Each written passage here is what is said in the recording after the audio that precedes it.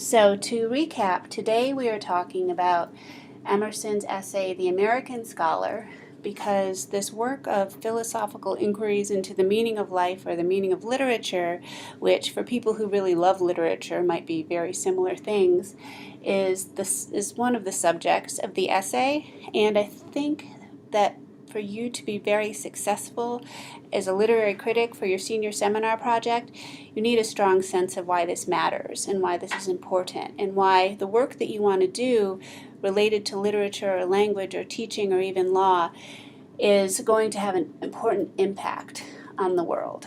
So keep in mind, like I said, that when Emerson talks about the American scholar, he is talking about the creative writer first and foremost. He's calling for originality in American literature, and eventually this essay and the essay The Poet will inspire Walt Whitman to create a more truly original American poetry form that doesn't copy what happened with the English Romantics, for example. But this is also an essay about what it means to be a literary critic and why we should care and what we should value in literature.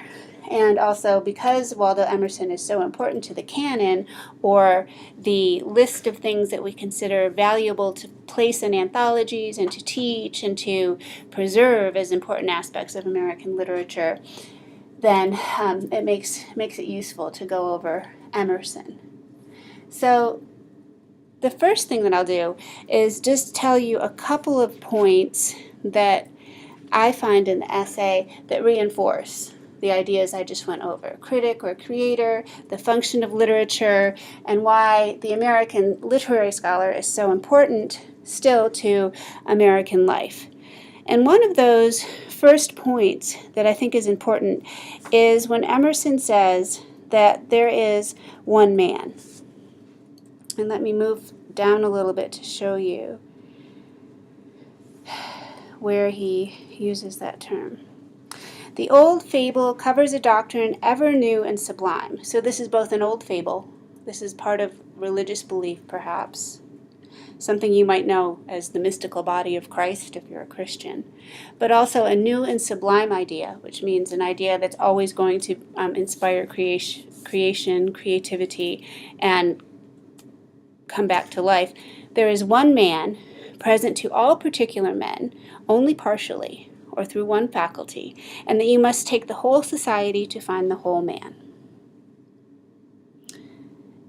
I interpret this as Emerson saying we are all connected. The farmer, the mechanic, the teacher, the nurse, the mother, people from all walks of life in society are all connected. And part of Emerson's transcendentalism is not to focus on the material world and the things that we have and how we gain status in society through our wealth and our prestige of our job. Emerson's transcendentalism focuses on the spirit and on understanding the truth of the individual spirit, which he considers inspired by God and kind of connected to God. And when someone can really tap into that your spirit and not be governed by outside forces like money or prestige or politics or other forms of power, when you're truly guided by your own soul, by your own true self, and he uses that term true self quite often, then only then can you really connect equally and fairly and justly to the rest of people in society. So I think that is a beautiful and powerful way to describe American democracy. And to me, the American scholar is important because American democracy is important, and I think that American literature is the most sacred or positive, optimistic, hopeful way that we can continue to do the work of American democracy. So in my own research, I focus more on African American writers, but also, on white American writers, because I'm interested in how American literature strives to create a more perfect union, which is, of course, a political term, but I think literature has that important social function. Then Emerson says that every man is a student, which I think is a wonderful reminder that even when you graduate, still continue to be curious and still continue to look for new thoughts, new ideas, new ways to connect. Every man is a student. In this view, man thinking, nature solicits with all her monitory pictures, him that the past instructs, the future invites. It is not indeed every man a student, and do not all things exist for the student's behoof. And then he talks later about the college being a place that should inspire creativity and lifelong learning and ongoing curiosity, and that is very important to unifying the United States as a nation. This is in the 1830s. We're not talking about a unified nation here. We're talking about slavery, no women's rights, Indian removal.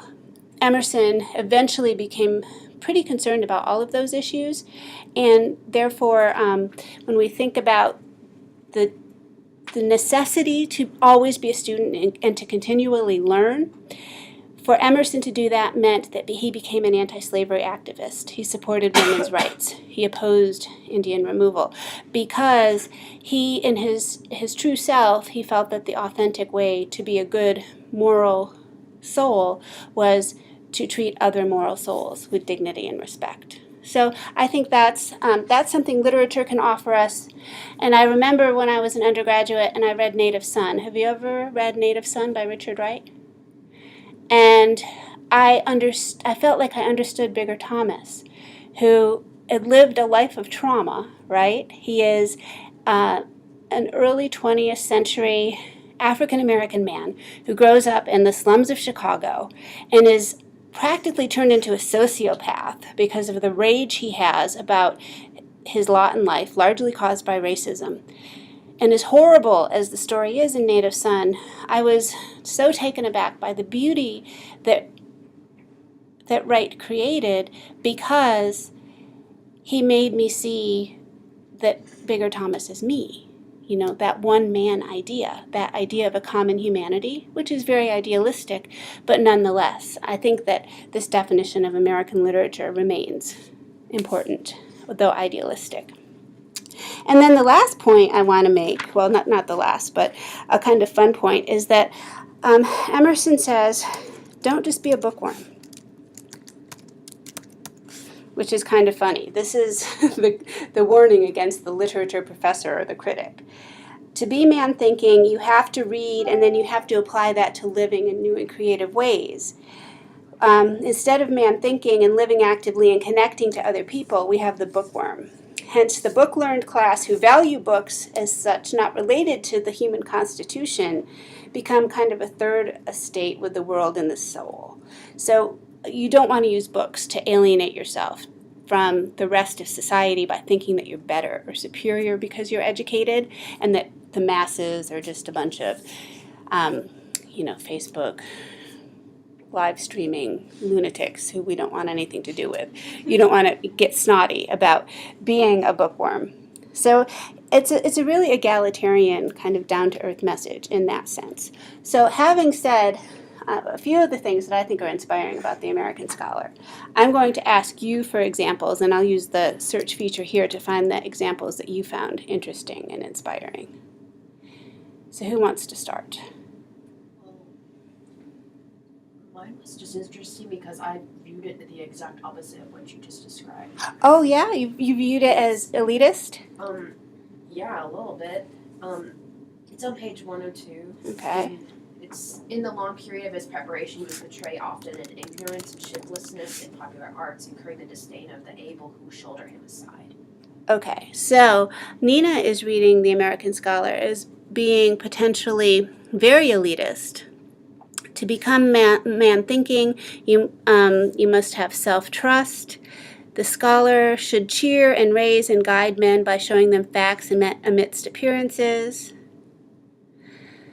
But in his private observatory, if he's cataloging obscure and nebulous stars of the human mind, which no man has thought of as such, watching days and months sometimes for a few facts, correcting his old records, he must relinquish and display an immediate fame. So here is the scholar who must have complete self-trust, but if he's trying to be famous and he's looking at literature or writing as a way to make a lot of money, which Harriet Beecher Stowe did, incidentally, in Uncle Tom's Cabin. Got paid by the word. That's why that book is so friggin' long. And certainly important in American literature, but not literary with a capital L, in my opinion. So in the long period of his preparation, he must betray an ignorance and shiftlessness in popular arts, incurring the disdain of the able who shoulder him aside. He must stammer in his speech, forego the living for the dead. He must accept poverty and solitude. So actually, Emerson is tricky because sometimes he seems to say the opposite of what he means, and I think he tricked you into that there when we read a little bit further. In the long period of his preparation, he must betray an ignorance and shiftlessness. And the elites will shoulder him and put him aside and say, no, you're not good enough. But if he sticks with the cause and kind of wallows through and makes mistakes and screws up and forgoes the living for the dead, meaning reading literature written by dead people, and becomes poor and lonely because he's a writer, that's going to humble him to the point that he might have the opportunity to become a writer. But yeah, that is a pretty tricky section. I agree with that. What else have we, Mason? I kind of goes with like what y'all were kind of talking about. Like at first it kind of went ahead with yours. I think it was, hold on, let me find it real quick. I think it was on the 100 page. What were the keywords? Oh yeah, I guess that would be easier. It was what is lost in seemliness is gained in strength. Okay, yes, there it is. So, And when I first read that, like, I wasn't entirely sure about, like, the meaning of, like, seemliness. I looked it up and, like, it gave me two meanings, but one of them was fitting or becoming with respect to propriety or good taste. yeah, propriety or good taste, absolutely. And so I thought that was kind of along the lines of what you were saying, how you don't, it's not elitist. Like, you can, beyond what's proper and stuff, you still have strength and just... Yeah, he has a great quote about Shakespeare, too, that I'll refer back to in a second because it shows Emerson's sense of humor. But what he's saying is that people are going to look down on you if you try to be this kind of man on the streets, one man kind of literary producer.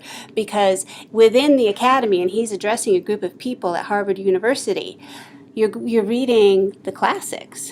You know, you're reading Ovid, you're reading Homer, you're reading this established canon of greatness.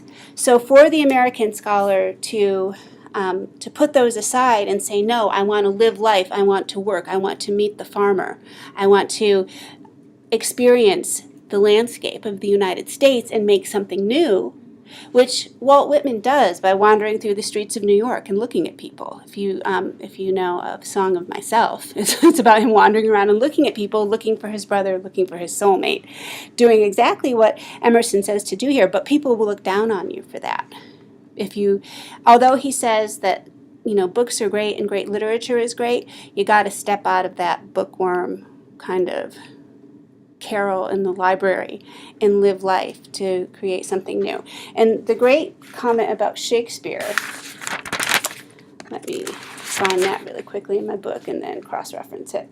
Yes, the English dramatic poets have Shakespearized now for 200 years. What does that mean? That just because somebody is good and accepted in the canon and considered valuable does not mean, is this not coming out? Did I spell it incorrectly? Does not mean that, oh, he spells it Shakespearized. Yes, genius is always sufficiently the enemy of genius by over-influence. So yes, there are literary geniuses, but you can't only rely on trying to be like them or reading them. You have to become your own genius and become more true. So I find that term hilarious.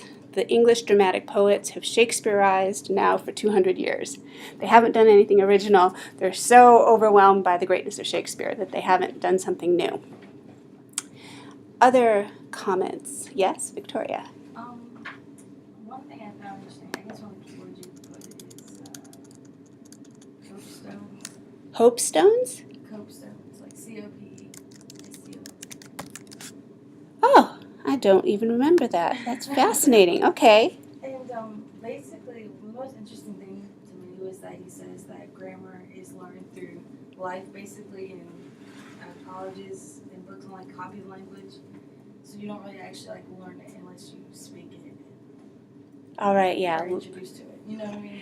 That's what they, so yeah, this is a great, life lies behind us as the quarry from whence we get tiles and copestones for the masonry of today. So language and words, and especially having a big vocabulary or being able to analyze, the tropes and the spondies and dactyls and all that good stuff, those are just tiles.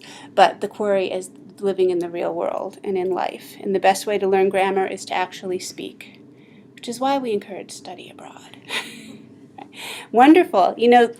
Part of why I love to do this is that there are things that I overlook that are really cool, and I think that image is really cool.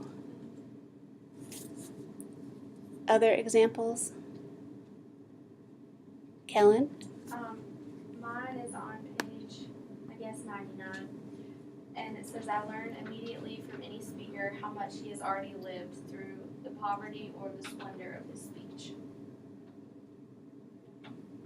And like she said, you learn from your life more than you're going to learn from the books. Okay, so the splendor of someone's life, a speaker's greatness, comes from actually engaging with the world, not from just being really smart and knowing lots of stuff. So how does this apply to finding a fulfilling project for senior seminar? Because certainly we might choose an author by whose genius we are overwhelmed, because we think an author is great, or we think a particular piece of writing is great, and we want to analyze it. Then we have to lock ourselves away and be bookworms and see what the critics have said. So this is all making Emerson turn over in his grave, what we do for senior seminar.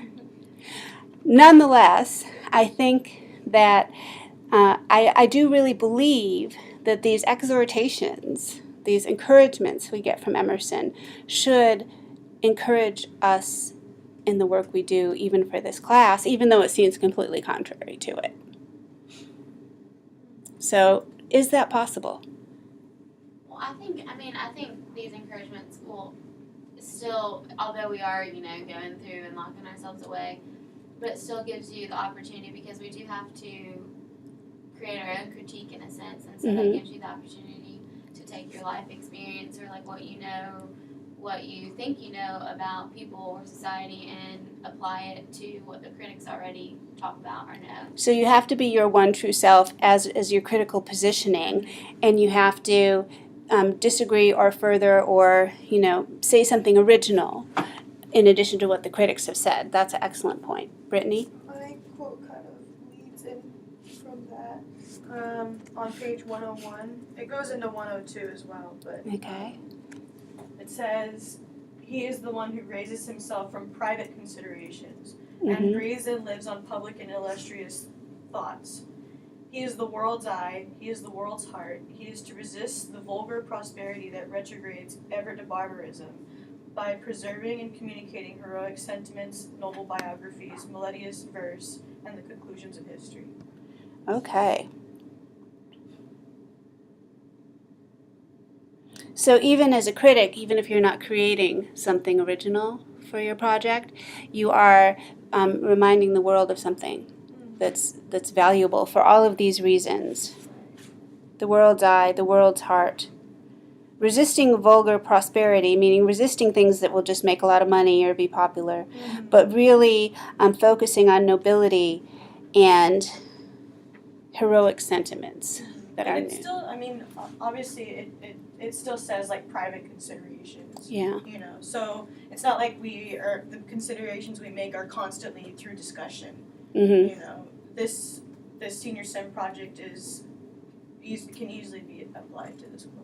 Okay, I agree with you too. And also when we think about some of the topics you've expressed interest in, African American literature, world literature, things that aren't necessarily considered part of the canon but that you find very valuable, you're doing exactly what Emerson says to do here. You're looking for literary value and literary greatness in poverty and solitude, Right. in places that are not prestigious and illustrious and lucrative, but rather just you're looking for things where the spirit, the kind of human spirit and the idealism of literature does survive. So more thoughts on the application of American literature or on your quotes?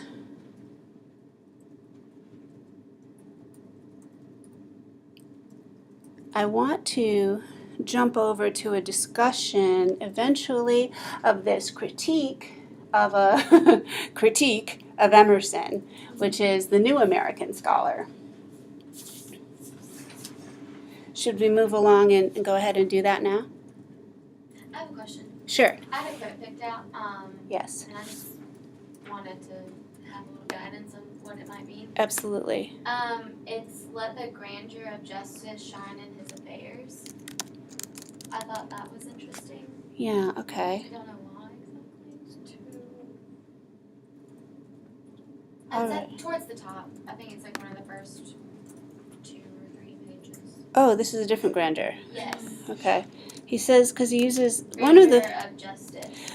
things I really like about using this digital version and its searchableness is you can kind of use computer tools to find out easily how he repeats himself and how he uses the same concept in the same term and in what words he uses the most frequently. There used to be a thing called the Shakespeare Compendium. Have you ever heard of a Shakespeare Compendium?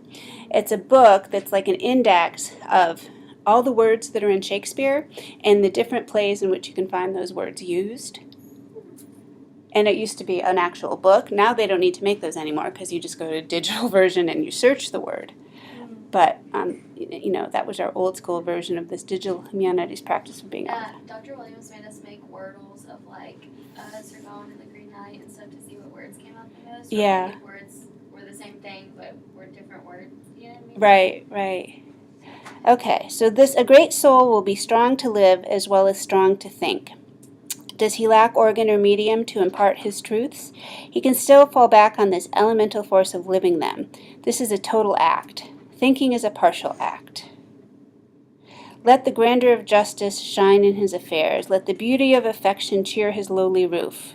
Those far from fame, who dwell and act with him, will feel the force of his constitution in the doings and passages of the day better than it can be measured by any public and designed display. So under the lowly roof, within the lowly house, the person who is truly living, not just thinking, will establish the grandeur of justice in how he treats others, and also let the beauty of affection, which I think means just recognizing other people's individuality and spirit and, humble greatness, which is an oxymoron, but I think Emerson loves oxymorons and contradictions, and so do I. So what's your question about that, Mason? I guess trying to understand it more in context. Yeah. When the artist has exhausted his materials, when thoughts are no longer apprehended and books are a weariness, he always has the resources to live. It's just another way of saying get out there. Your inspiration is not going to come only from Shakespeare. Sure, read Shakespeare, it's great. It'll make you want to be a writer because he does that beautifully. But Shakespeare's inspiration didn't come from reading other writers. It came from the streets of London or Stratford or people he knew. Yes, Lindsay? My quote is actually inaction is cowardice, but there can be no scholar without the heroic mind. So I feel like that fits perfect with that. Yeah, now we're getting into high idealism. Inaction is cowardice. Like you have to get out there and do Yes. experience, because if you don't. And you have to be heroic, not meaning that you have to think you're superior and you have to save people, but you have to be heroic, and I think what he really means by heroic is by living a different way, not living for the highest salary, not living for personal aggrandizement or fame, not living for status and prestige in the popular imagination, but rather looking for new ways to live more democratically. The justice. I was about The to say, is grandeur that of where that justice. justice Yeah, the that grandeur idea? of justice, yes. Yes, because political philosophers also find Emerson kind of interesting, but often critique his idealism. And scholars in general tend to be pessimistic. I think it's because we're scholars and we're not the creative people. I think secretly we might all want to be Dr. McConnell and be able to recreate that Chinese ancient shoe from 2,000 years ago, because it's a godlike power to create and make living something that was dead, right? And so critics, I think, tend to get kind of pessimistic. And also, we criticize each other and attack each other so much that to cover our back, we tend to be very conservative or pessimistic in our estimations of the importance of what we do. But I think you need to move forward with projects that you're passionate about because they have a meaning and a true application in everyday life. Dr. Jones and I talk sometimes about activism and the current state of the world and, what do we do to try to make the world better? And, is teaching enough? Is it a form of action? I don't know. Or is it inaction? So, yeah. But I think just by constantly interrogating and asking ourselves these questions, that inspires us to be more heroic and to look for connections in the world.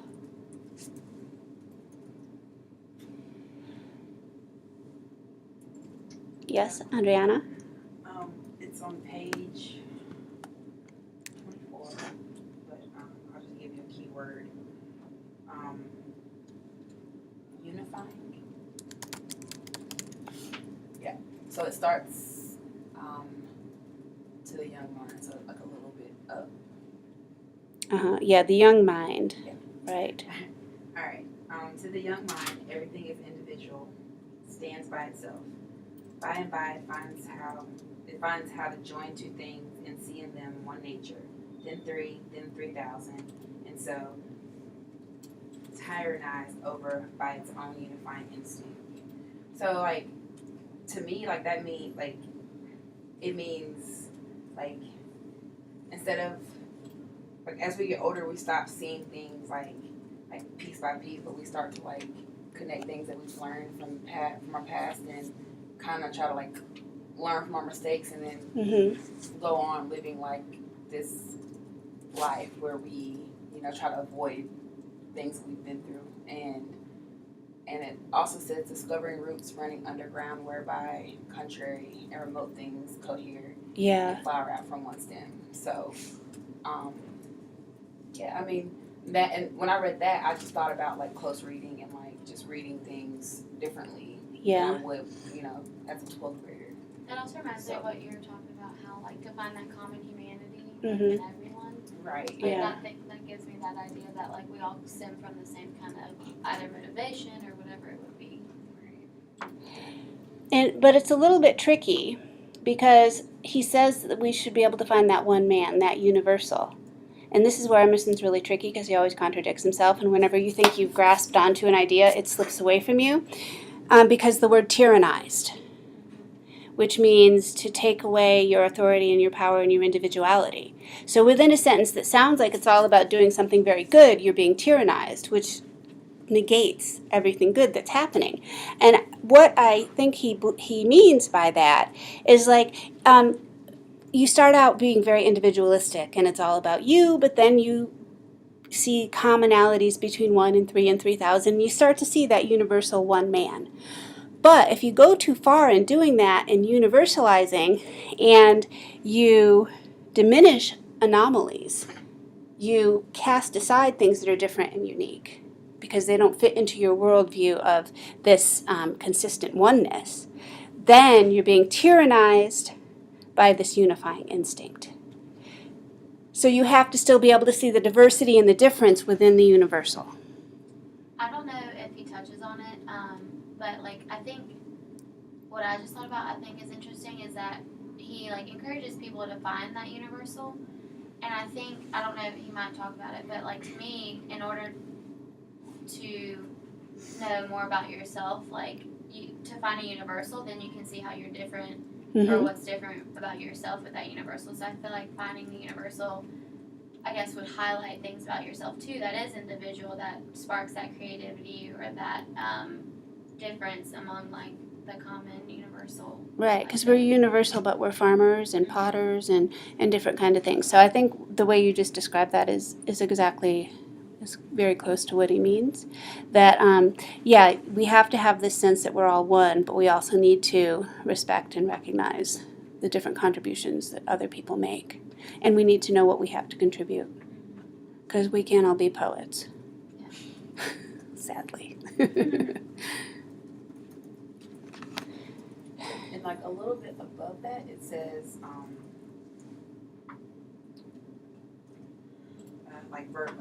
verse 7-ish, or 5 or 6.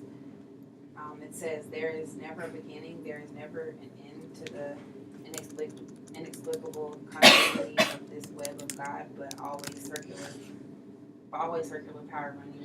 Yeah. So I don't understand what that last, like what does that mean? Like, but always circular power. Like, why does he use the word power? Yeah. Well, because he's really interested in power that comes from things other than money and the material. He's very interested in the power of nature.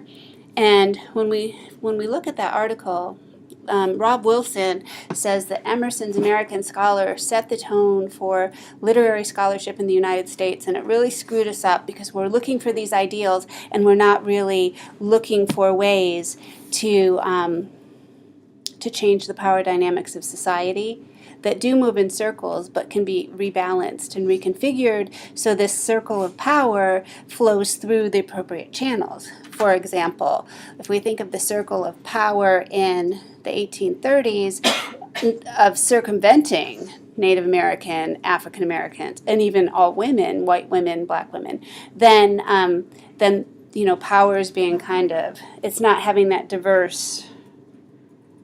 It's being tyrannized by unification. Power is only for a specific group. But if that power becomes more circular and fills out the different oneness of all humankind, then we'll have a better society. And literature needs to work to create that better society.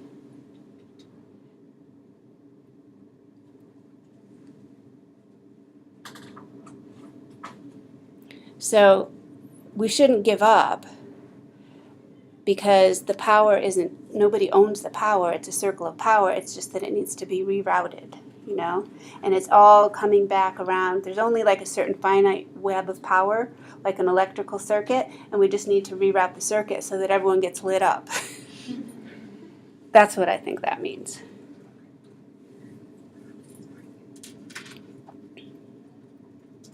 Now, Rob Wilson wrote this article in which he said, like I just mentioned, Emerson screwed us all up because he created this idealistic and metaphorical way of thinking about American literature. And you can access this if you go to library and then databases in full text and just look up the pluralist. And it is... Come on, full text access, where'd you go?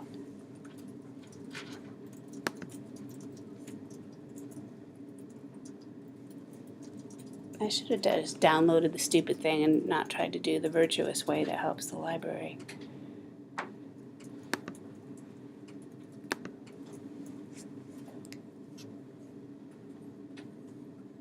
No, maybe the interweb is broken. Okay, let me try to go through this. Okay, so we're going to look up the pluralist within Full Text Finder. What?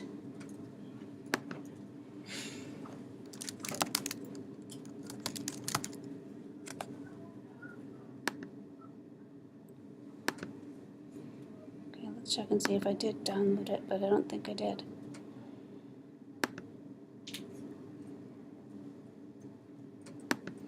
Usually it does that to me when I have to re-log into the database. Okay, let me try that then.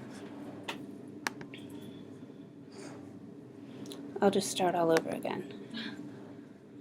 So if we're on our lovely Blackboard page and we click on library, And then we click on Full Text Finder.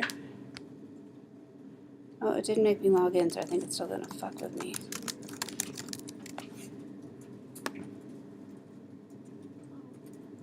Okay, here we go.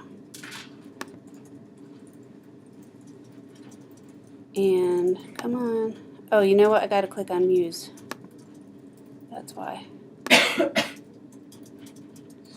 Project Muse Premium Collection.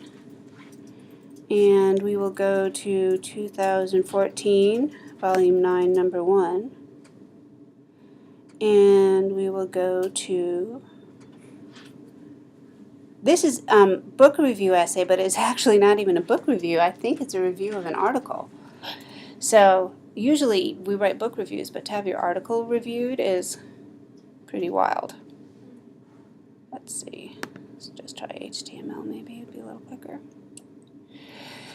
So, Rob Wilson's argument is that Emerson has made us all chase our tails because we're looking for some idealistic way to change the world. And essentially, I think what the argument boils down to is that in our idealism, literary scholars don't do anything to actually fight the power. We're not rerouting the circuits of power. We are trying to publish more, to get promotions, to fit into certain expectations. If we're professors or if we're authors, we're trying to get published so that we can make money from writing and we want fame. So materialism is inescapable, according to Rob Wilson. Fortunately, John Hanson says, oh, hell no. So Wilson has this theory of occupational idealism, which means that in the process of, I'm just going to download the PDF. This is not being nice to me. Muse is not being nice to me. All right, were you guys able to open it? Mine's taking forever. Oh, stupid. I wish I had a document camera. Okay, I should have just downloaded it. I'm sorry. But you know, I was trying to do the virtuous thing so the library can get more hits, so they'll keep Project Muse. But then it doesn't work. All right. So anyway, I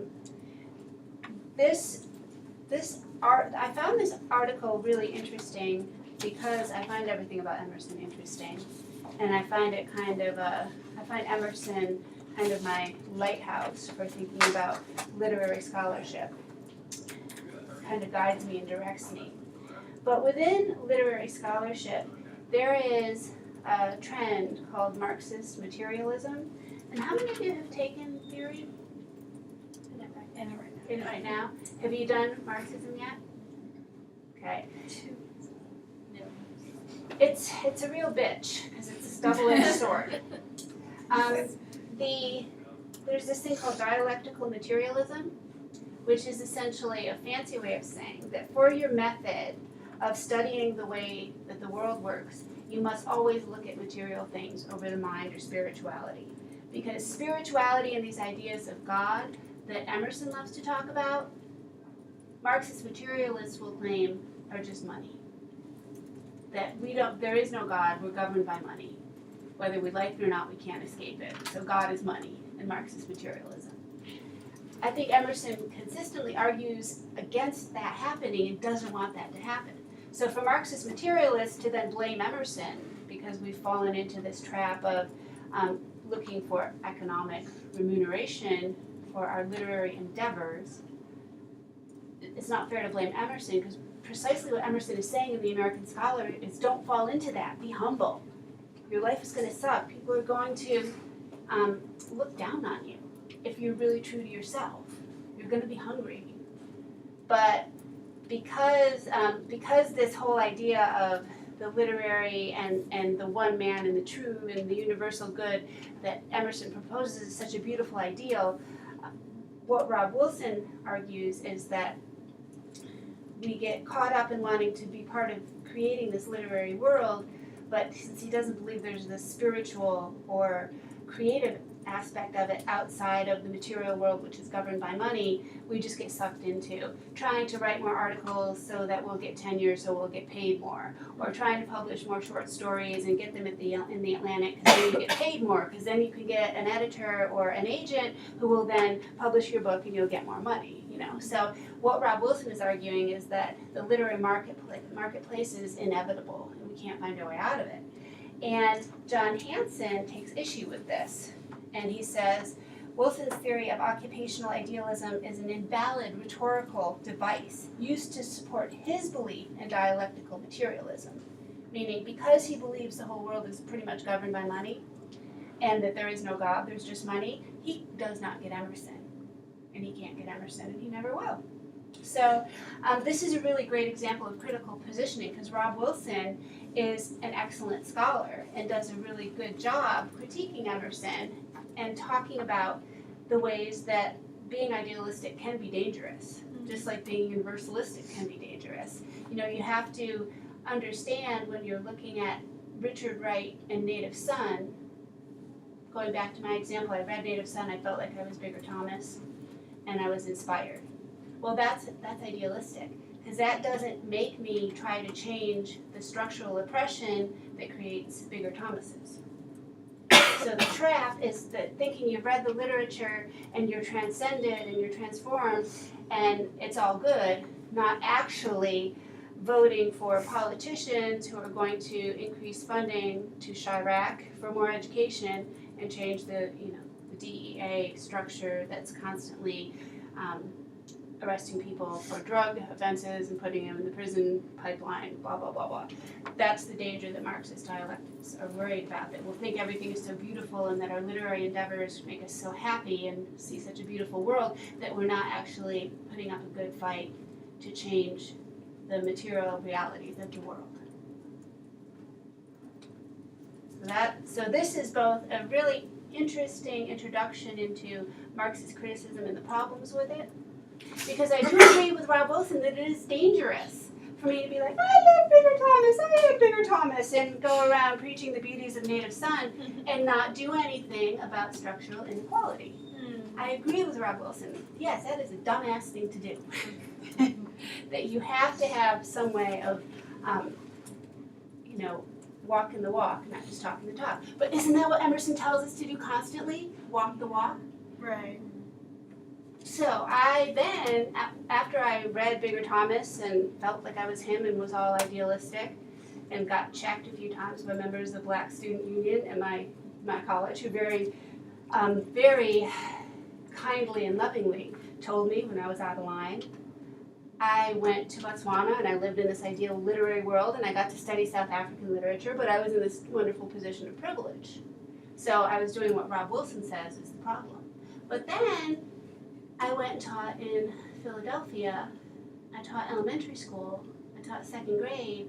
I taught children who, because of the nature of structural inequality, had mostly white teachers and were mostly children of color and were not treated with the dignity and respect that I felt they deserved. So I tried to really do something, walking the walk, being there, living life, and teaching these children, but they taught me more, which is why I now love African American literature. So, you kind of have your ins and outs between the idealism and the materialism, and it's a constant negotiation. So I agree with Rob Wilson, but I don't think that's all there is to it. I agree more with John Hanson that says there is a way out of materialism. It's not deterministic.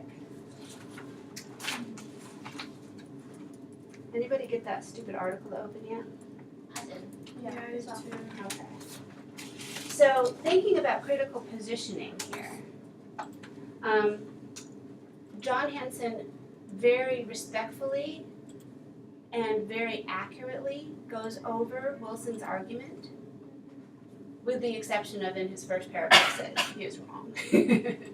But then, says, here's what he says, and this is how he says it, and this is why he says it, because he's practicing this methodology, which is dialectical materialism. Yeah, materialism and imperialism are really terribly different things. Post-colonial Marxist, not that different. Anyway, there's this story about the high school teacher that Wilson uses as an example who wants to be the next great American novelist, and he's all inspired by Emerson and Hawthorne and those New England geniuses. But in the middle of the paragraph, it says Exley's this high school teacher's vocational call serves as a paradigm of the literary intellectual who had interiorized the work ethos of capitalism as empowering Emerson's God-believing self to accrue moral sublimity within labor. So what Wilson says is that when Emerson is talking about labor, he is talking about labor for profit, because anytime we interact with others or with the material world, or even use our own bodies to labor, we become a commodity, we become an exchangeable thing, and therefore we lose any intrinsic value, and there's no spiritual soul that makes us intrinsically valuable as human beings. That's kind of the premise of Wilson's argument. But Hansen is ultimately going to say, but you can't make that argument with Emerson because he doesn't base his philosophy on materialism. It's based on transcending the material and on the spiritual. Now, within academia, it's really hard to talk about the spiritual because we want to be rational and scientific and talk about things that we can measure and, do a study of and find statistics about, and take pictures of, possibly cite.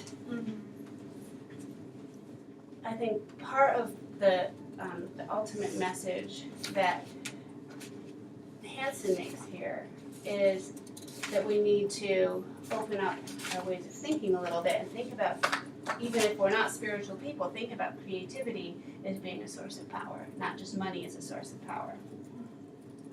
Because I would argue that not all material things are commodities. Your body is not a commodity. It is a material thing, but your body is part of yourself and is also part of that one man and connects us all. And it's not automatically something that you're just going to try to sell or use for profit, that there are ways that you can live your life and be yourself that are not governed by the almighty dollar. Marxists don't believe that. They think it's all an illusion if you believe you can live for some other higher purpose. But Emerson's idealism, according to Wilson, is controlled by and subjected to the material world. I think we learned from African American writers in the 19th century in particular that the body is not a commodity, that the body is a sacred entity that no one else can control or exchange. So anyway, ranting a little bit here. So the way that our good friend Hansen counters Wilson's argument is by turning to Emerson and quoting Emerson. He says, Emerson's scholar would seek to use symbolic language as a vehicle to reach a God-relying selfhood where trust is dematerialized and etherealized into the free flow of signs. That you can use literature and you can use language to make authentic connections between people. And he then says that one of the problems with Emerson's argument is that it's unduly influenced by his idealism. But Emerson's primary purpose is to get us to rely on our intuition. So, you can't even talk about the essay if you're not willing to accept the idea of idealism. So anyway, this article is a really great example of how to take issue with a critic. And I like it particularly because as much as I think materialism and dialectical materialism are important, I don't think that they fence you in and that they're the end game of criticism. I think there's a way out. I agree with Hansen that there's a way out. So, that was a lot to rush through. So anyway, I hope that helped you understand the philosophical purpose of life in literature, a little bit more about the literary canon and literary value, and about how we go about critiquing and establishing our own critical position, and that this knowledge will strengthen you to do your projects. Next week, we were going to spend a little time on this author who Justin loves, who's a American Gothic writer, but since we're behind, I'm going to skip over that now. I tried, I really did. So next week what we're going to do, in the interest of moving forward, and I'll send an announcement about this too, because not everybody's here. But next week we're supposed to move forward to Claudia Rankine, who is a contemporary American poet. and I want to do that. Actually, we were supposed to do that today. So forget everything that's before here. We kind of got to cover most of that stuff, but it was too much to accomplish. For next week, look at Claudia Rankine's poetry, and we're going to use Claudia Rankine's poetry to talk about kind of the value and importance of literature. And then we'll look at a little literary criticism about that too, to see how one writes about that in a scholarly capacity. So the link is here for Claudia Rankine for next week. Then we need to start doing, then we were going to do the stuff with my article and the reconsiderations, but I don't know how valuable that's going to be. So I think you should also start planning your text and context presentations so we can start doing those sooner. And I can sit down and be quiet. You've all done a really great job participating in this conversation. But I would like to hear more from all of you. So do look at Claudia Rankine. We'll talk about Claudia Rankine on Tuesday, but then I'm going to start scheduling and ask you to tell me what your topics are, just to basically your text and context, you know. What is it that you want to study and what kind of scholarship is there about it? There's a little direction for it on the website, but think about what you want to talk about for your project. And then we're going to roll into working on the project.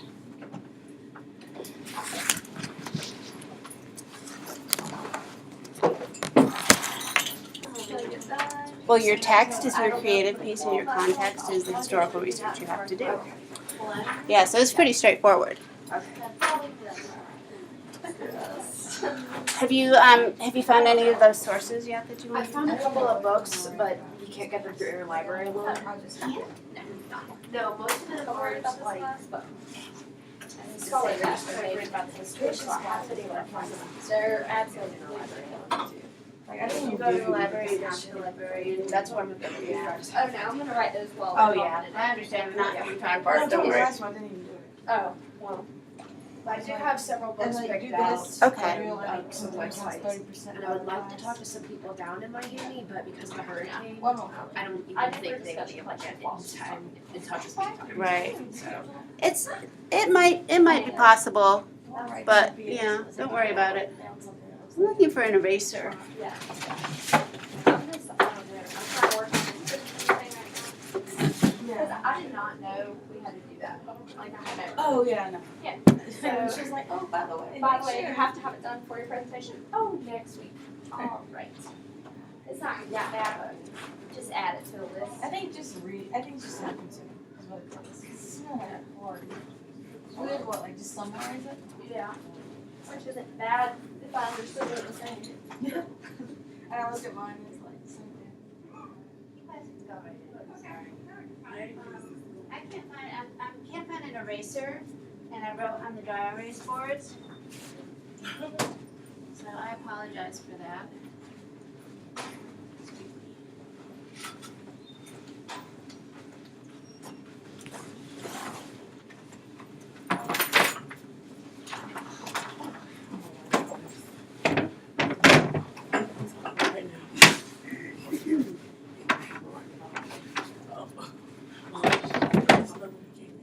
I'll just turn them over and hopefully nobody will notice.